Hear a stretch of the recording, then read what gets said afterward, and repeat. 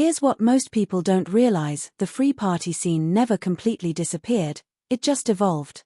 Throughout the late 90s, 2000s, and 2010s, there were still illegal parties, still sound systems, still that DIY spirit. Just quieter. Meanwhile, electronic music went commercial. Super clubs.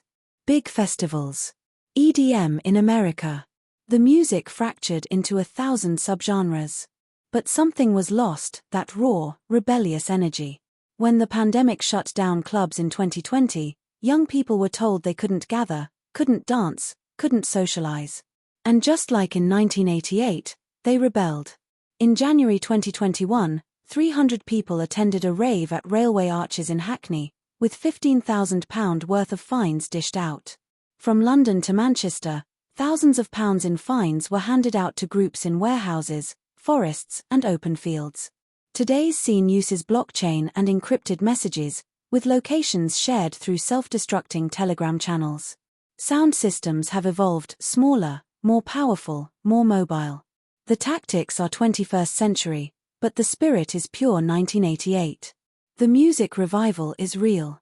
In 2024, UK electronic music is experiencing a revival of breakbeat, with artists like Overmono, Fred Again, and Joy Orbison leading the charge, blending old-school UK garage rhythms with cutting-edge electronic production. Overmono, brothers Tom and Ed Russell from London, have taken that acid house and UK garage DNA and made it completely fresh. Tracks like So You Know and Good Lies sound modern but carry that lineage. They're playing both festivals and underground warehouse parties. Fred Again has blown up globally, but his sound is rooted in that UK tradition, sampling real voices, building emotional journeys, creating those euphoric moments. He's introduced a whole new generation to the power of electronic music. The breakbeat revival is massive.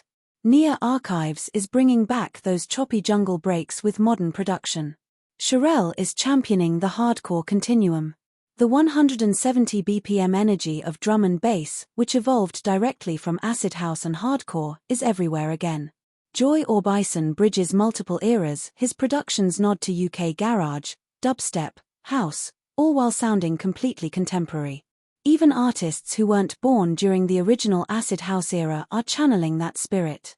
HRE takes a psychedelic, genre-blurring approach that feels connected to DJ Alfredo's original Balearic vision.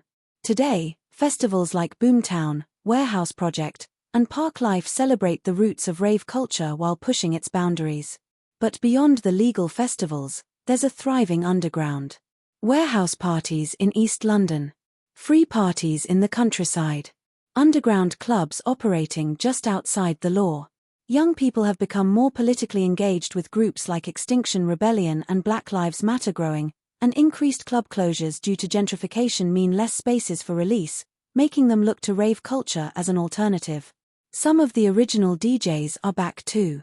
Graham Park, one of the Hacienda's leading DJs in the 1980s, still plays but notes that crowds today have a different energy. The older generation is passing the torch to a new one.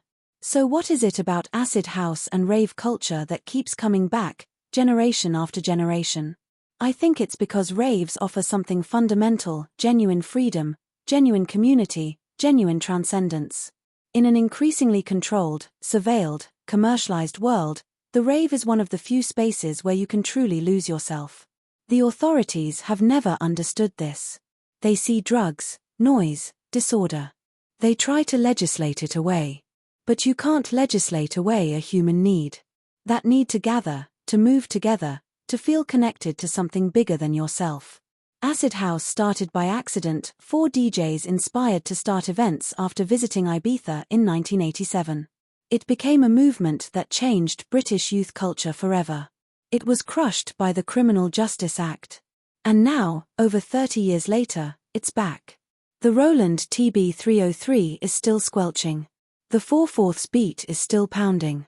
A new generation is discovering what those ravers in 1988 knew, that when the bass hits your chest and you're surrounded by strangers who feel like family, you're experiencing something magical.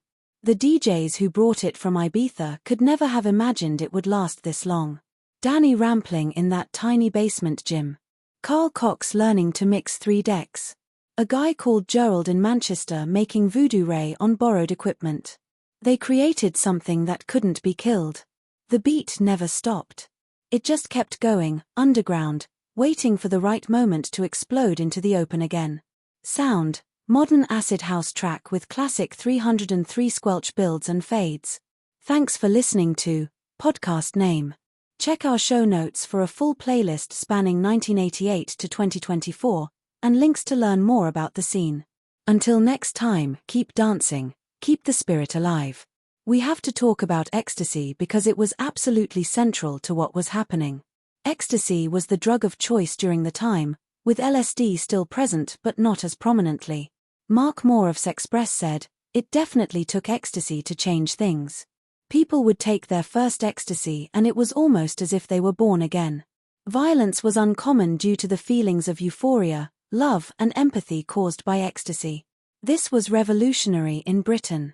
Football hooligans, who had been fighting each other for years, were now mixing at acid house venues without coming to blows." DJ Nicky Holloway said, "The ecstasy and music came together.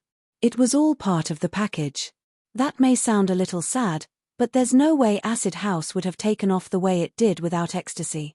End of final part.